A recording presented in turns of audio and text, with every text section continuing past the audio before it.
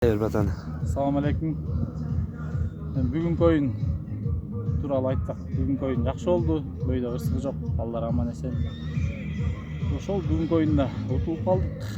Негизи атабыз деп эле жакшы настрой менен чыкканбыз. Защитабыз кичине слабыйраак болуп калды. Защитанын аттары дагы yüz албай койдук. Анан нападенияга бир 2 ат жетпей калды окшойт. Ойно казанга ачылып барганчы. Ачылып бара албай койдук да. Топ менен эле барып аттык. Ал эми жаштык командасы күчтүү балдар экен. Топтон действительно кармаган, жулуп топ болгондо аттары да аябай күчтүү кирет экен.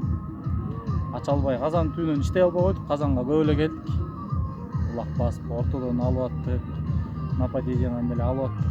Келдик жакшы эле, бирок казан түбүнөн эле иштей албай койдук да. Ошонун себебинен эле утулуп калдык. Жаштыкта күчтүү команда экен, даярдыгы жакшы экен. Биздин да даярдык кичине слабыйраак болуп калды окшойт. Жаш балдар да бар болчу, жаңы оюнга чыккан балдар бар болчу. Ошол эми. Ошондон утулуп калдык.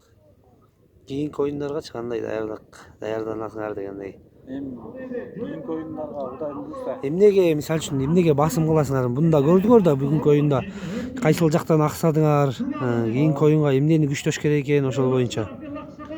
Кийинки оюнга эмнени күчтөйбүз? Кийинки оюнга защитаны, анан нападенияны, нападение ушул эле балдарды чыгарабыз.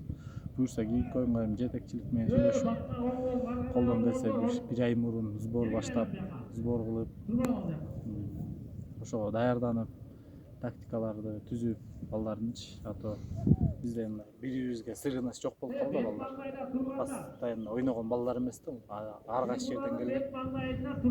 Бири-бирибизге мындай мисалы жаштык командасы бирөө эңип атса, бирөө жетелеп жардам берип атты, биздики андай болбой койду.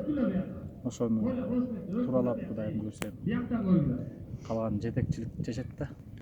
Кийинки оюнга аттарыңарды алмашабы же балдарыңар элеби? Балдарыңардан да алмашабы? Алмашат аттар. Анан балдарды билбейм эми, балдарды жетекчилик кандай кылат.